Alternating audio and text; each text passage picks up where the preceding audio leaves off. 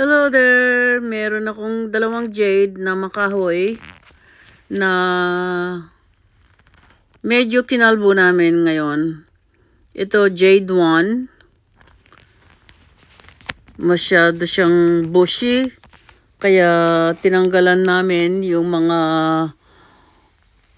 masyadong maraming tangkay sa baba para medyo mas magandang tignan. Tapos, yung maliliit lang naman ang kinat namin, pero yung mga malaking tangkay iniwan namin. Ito yung jade number 2. Hindi siya masyadong kailangan makalbo. Konti lang ang tinanggal namin. Merong tumutubo sa baba, kaya tinanggal namin ngayon.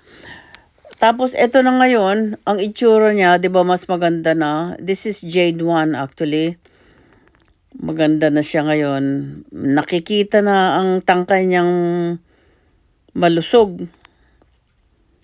Kaya, mas maganda. Siguro in a few months, ikakat na namin siya ulit para parang bonsai ba?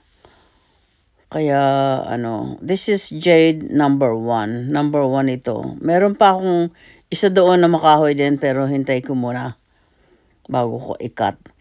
Yung number 3 na jade, magandang pambonsai talaga, kaya hindi ko muna gagalawin. Ito naman yung jade number 2 na hindi namin masyadong kinalbo. Kaya ganito na ang itsura niya ngayon. Di ba mas maganda sila? Siya nga pala kaya coconut kasi nagiging yellow na ang leaves niya, kaya natatakot ako baka mamatay, kaya kinat na namin para sigurado kung mamatay man, at least nakakuha na kami ng maraming cuttings. Marami kaming cuttings actually na nakuha.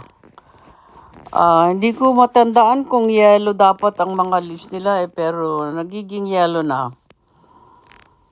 So, ito na yung ledge namin na para sa mga cuttings. Ito na yung pinakita ko kahapon na cuttings na binili ko. Dito rin namin ilalagay yung mga cuttings ng jade. Actually, napuno yung isang ledge din. Kaya, marami kaming cuttings ngayon ng jade. Ito na sila.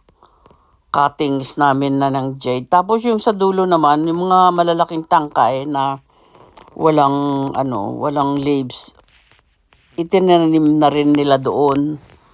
Baka sakali mabubuhay pa rin. Kaya tong ledge na ito siguro gagawin namin propagation area. Yung mga cuttings na binibili ko o kaya cuttings namin, ayun. Marami na kaming maha-harvest sa mga succulents na binibili kong makahoy, malalago. Marami nang next week o kaya this week mag-harvest kami ulit ng mga super balm, mga purple delight. Mas malalaki yun mga yon. Kaya anyway, thanks for watching. See you in my next video. Subscribe to my channel.